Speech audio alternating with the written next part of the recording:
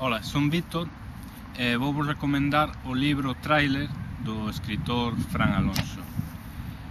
Narranos a historia de varios camioneiros destes que fan viaxes de longa distancia.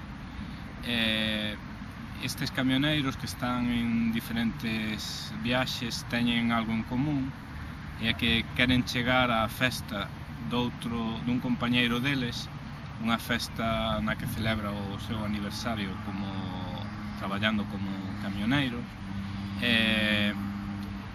Son unhas narracións nas que podes ver cousas, ou o autor faiche ver cousas nas que normalmente non pensarías, como as condicións nas que traballan, cuestións de seguridade.